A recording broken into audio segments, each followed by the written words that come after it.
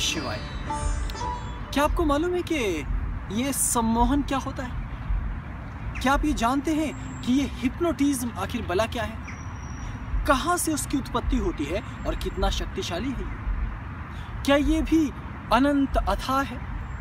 और इस विद्या का क्या उद्गम है और कहाँ से यह आया? हालांकि हिप्नोटिज्म एक आधुनिक शब्द है जिसको अभी कुछ कुछ 100 सालों पहले, 100 साल पहले, 150 साल पहले प्रायोगिक तौर पर वैज्ञानिकों ने और कुछ लोगों ने जब आजमा कर देखा तो संयुक्त रूप से इसको नाम दिया गया। क्योंकि जहाँ तक मेरी जानकारी है तो मैस्मर नाम के आदमी ने इस पर काम किया और इसका नाम मैस्मरिज्म रखा। उसके बाद धीरे धीरे हिप्नोटिक पावर के कारण ये हिप्नोटिज्म कहलाया। लेकिन इसकी पूरी की पूरी जड़ें भारतवर्ष में मिलती हैं। लेकिन क्या है हिप्नोटिज्म? दुनिया भर में हिप्नोटिज्म को सीखने वाले और उसका अभ्यास करने वाले बहुत से लोग आपने देखे होंगे। बड़े बड़े स्कूल हैं, बड़े बड़े उसके ज्ञाता हैं और अच्छे हिप्नोटिस्ट भी हैं जो आपको कुछ करतब करके दिखा सकते हैं और जिसको देखकर आप प्रभावित हुए बिना नहीं रह पाएंगे। लेकिन फिर भी इस हिप्नोटिज्म को समझने के से पहले आपको इसके मूल में आना पड़ेगा, जो कि भारत में विद्यमान है, जिसे कहते हैं सम्मोहन। ये सम्मोहन क्या है? सम्मोहन वशीभूत करने की कला है। वशीभूत करना, वशीकरण जो शब्द है वो वशीभूत से उत्पन्न हुआ है। ये जो वशी नाम का शब्द है इसका अर्थ है किसी को अपने अधीन कर लेना और उससे वही काम करवाना जो आप चाहते हो। तो क्या मनुष्य के भीतर ऐसी कोई क्षमता है कि जैसा मैं चाहूँ वैसा होने लग जाए? मैं जैसा लोगों को जिस दिशा में ले जाना चाहूँ, जिस दिशा में घुमाना चाहूँ, लोग उस दिशा में घूमने लग जाएं? क्या ये संभव है कि मैं किसी के मस्तिष्क के विचारों को नष्ट करके वहाँ अपने विचार प्रत्यारोपित कर दूँ? और यदि ऐसा संभव है तो कैसे? और क्या है इसके पीछे की सच्चाई? सबसे पहली बात तो ये है कि महादेव की जो तंत्रमय प्रणालियाँ हैं उसी के बीच में वशी नाम की ये शक्ति, वशीकरण नाम की ये शक्ति और सम्मोहन नाम की ये शक्ति, इसके प्रारूपों का विवरण मिलता है। सर्वमोहन चक्र स्वामिनी नाम की श्री विद्या एक अद्भुत रूप में पूजी जाती है, मानी जाती है। त्रैलोक्य वशीकरणी नाम की देवी है जो तीनों लोगों को वश में करने की क्षमता रखती है। इस प्रकार के अद्भुत आकर्षणों और वशीकरणों को खोजा है ऋषि मुनियों ने और प्राप्त किया है उसका विधान महादेव से। तो इन सब को मिलाकर एक अद्भुत विद्या बनती है जो कि सम्मोहन कहलाती है। लेकिन सम्मोहन का क्या आधार है? सम्मोहन कैसे काम करता है? क्या सम्मोहन केवल मनुष्यों पर काम करता है या जानवरों पर भी काम करता है? क्या मनुष्य के अतिरिक्त वनस्पतियों पे भी ये काम करता है? तो इसका उत्तर है हाँ। सम्मोहन कर्ता पर निर्भर करता है कि वो उसे किस प्रकार से इस्तेमाल उसका करना चाहता है। वो समान रूप से मनुष्यों पर भी लागू होता है, समान रूप से वनस्पतियों पर भी लागू होता है, समान रूप से पशु पक्षियों और समस्त चीज़ों पर भी लागू होता है। लेकिन कुछ निर्जीव चीज़ें जैसे कि पत्थर, जैसे कि मिट्टी अथवा जैसे कि धातु या कोई अन्य पदार्थ, क्या उस पर वशीकरण होता है? तो इसका उत्तर है हाँ, उन पर भी वशीकरण की शक्ति असर दिखाती है, प्रभाव करती है। लेकिन ये सब होता कैसे है?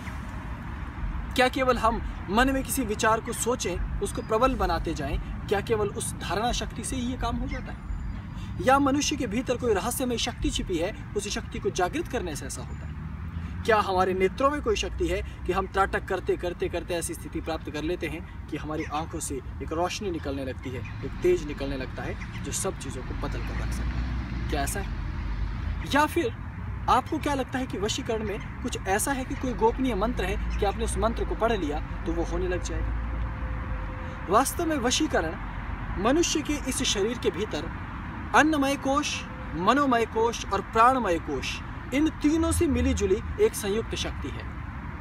इन्हीं का एक प्रारूप है जिसको हम अपनी शास्त्रीय परंपरा, अपनी कुलांतक परंपरा के अनुसार, महादेव के द्वारा प्रदत्त तंत्रमयी परंपरा के अनुसार कहते हैं स्वमोहन। सम्मोहन बना है स्वमोहन से। स्व मीन्स अपने आप को, मोहन मतलब मोह देना।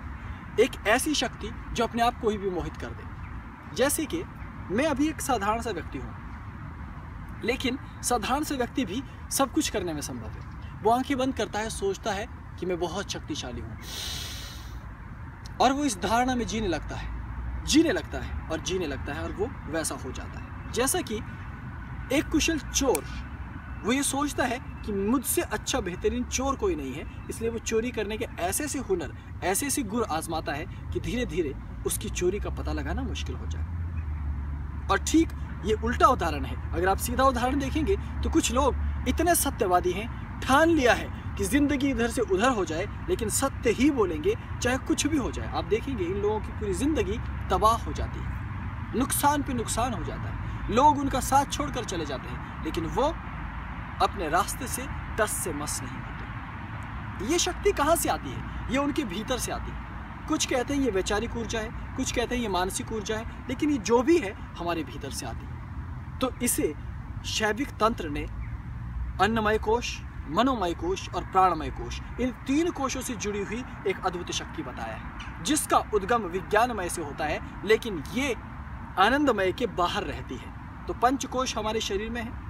इन पंचकोशों की अद्भुत शक्ति सम्मोहन के रूप में और वशीकरणीय शक्ति के रूप में और अणिमादी सिद्धियों के रूप में भी मानी जाती है। लेकिन अणिमादी तो बहुत ज़्यादा बड़ी है, बहुत ही बड़ी, और सभी चीज़ों को वो अपने भीतर समाहित कर लेती है। लेकिन वशीकरण में और सम्मोहन में एक क्षेत्र, एक छोटा सा हिस्सा, एक छोटी सी किरण या छोटी सी जल की धारा उसमें बहती है। तो क्या ये संभव है कि आप वनस्पतियों को सम्मोहित कर सकें?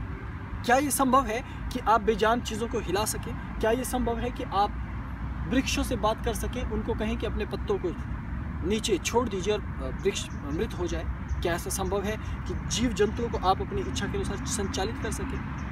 हाँ, ये आम लोगों के लिए असंभव है। ये हर एक व्यक्ति के लिए उसकी कल्पना से बाहर की चीज़ है। लेकिन ऐसा कुछ भी नहीं है कि जो वशीकरण करने वाला व्यक्ति है या सम्मोहन को जानने वाला व्यक्ति है वो कोई बहुत महान या बहुत कुशल व्यक्ति है। बस उसने केवल अपने इन शरीरों के अपने भीतर के कोशों को साध लिया है और उसको साधने के लिए कुछ विशिष्ट प्रयोगों को किया है। तो क्या आप वशीकरण से सबको अपने वश में कर सकते हैं? इसका सत्य है नहीं, आप वशीकरण से सबको अपने वश में नहीं कर सकते। क्यों?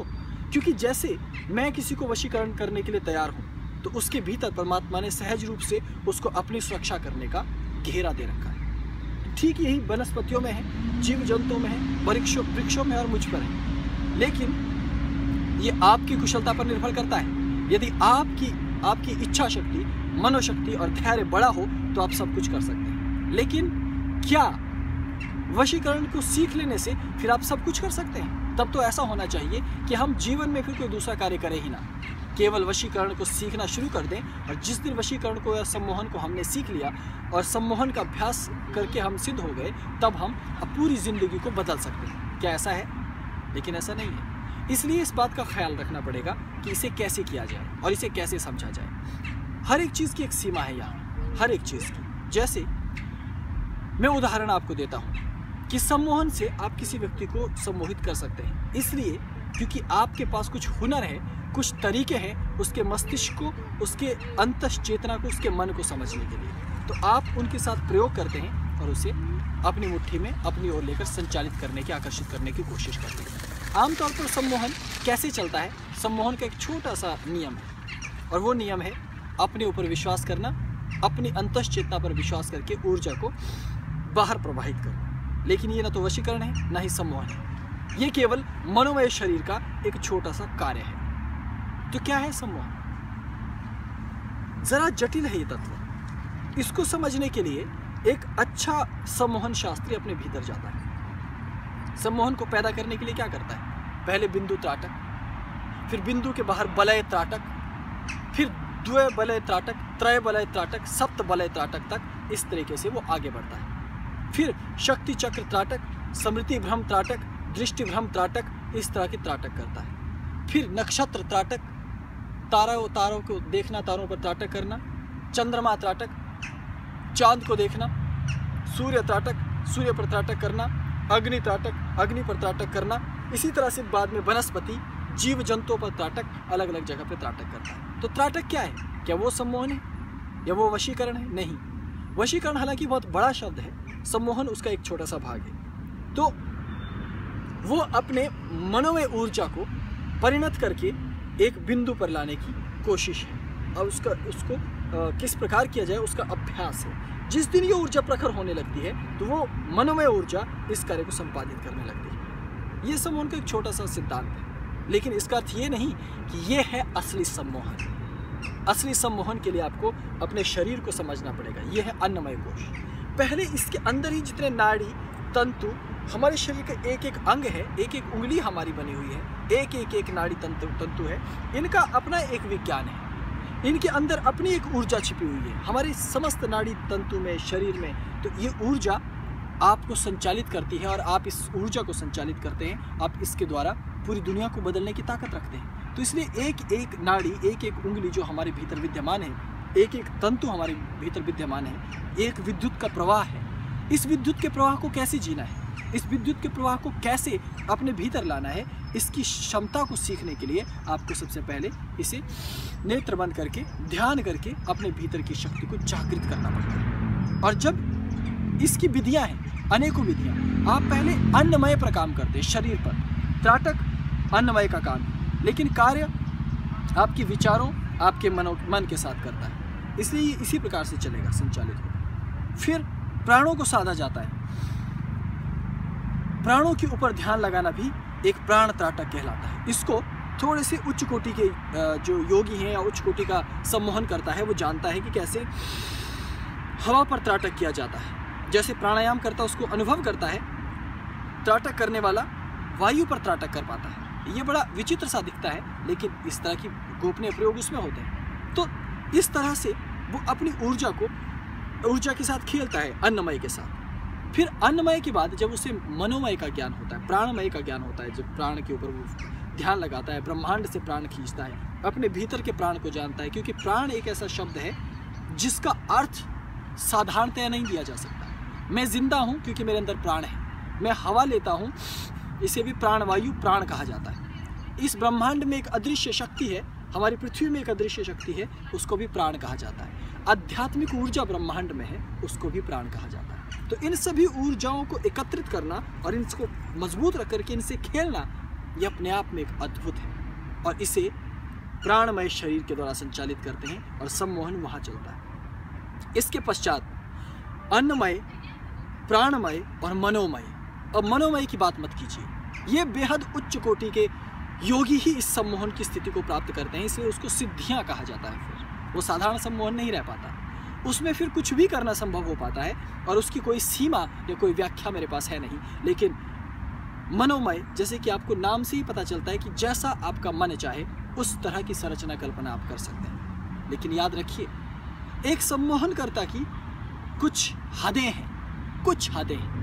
वो चाहे जितना मर्जी ये कह दे कि मैं सम्मोहन से ये होता है, सम्मोहन से वो हो सकता है, मैं सम्मोहन से ये कर सकता हूँ, मैं सम्मोहन से वो करता हूँ, या वो धर्मगुरु है वो आप पर सम्मोहन कर देगा, या वो बड़ा सम्मोहन करता है वो आपको सम्मोहित कर देगा।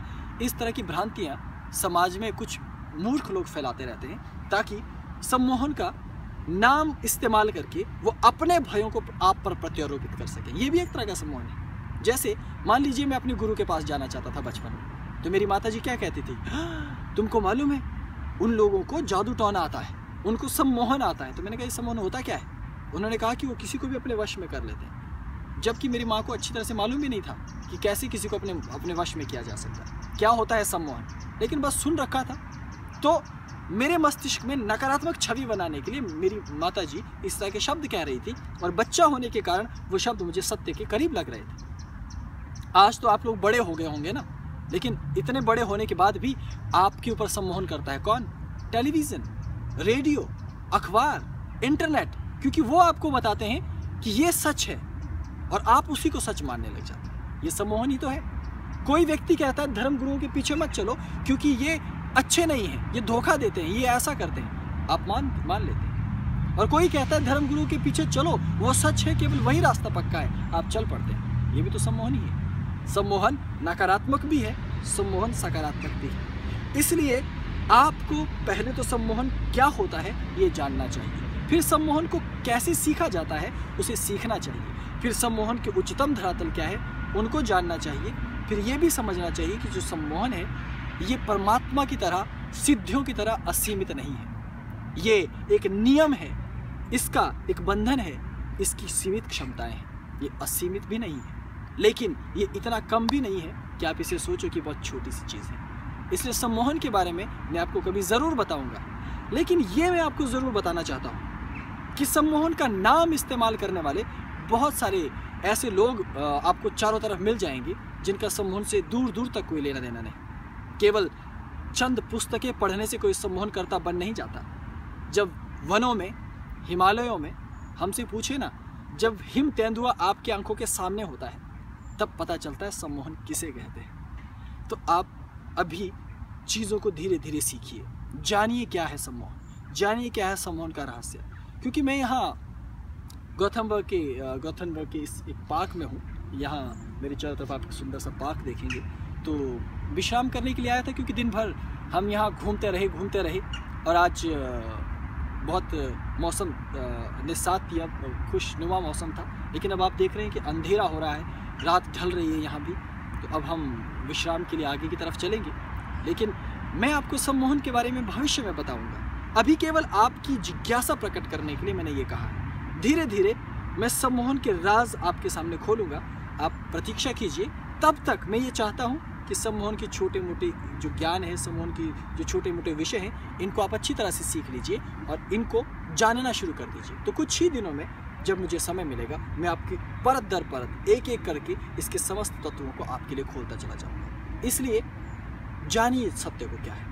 और मैं यहाँ गौथमबर्ग में न जाने कब से बैठा हूँ, ऐसा लगता है कि सदियों से बैठा हूँ यहाँ, सदियों से इंतज़ार कर रहा हूँ, है ना, और सदियों से यहाँ घूम रहा हूँ, सदियों से यहाँ भटक रहा हूँ। लेकिन फिर भी बहुत अच्छा लगा, बहुत शांति प्राप्त हुई, बहुत सुंदर अनुभव मुझे प्राप्त हुआ और मैं खुश हूँ।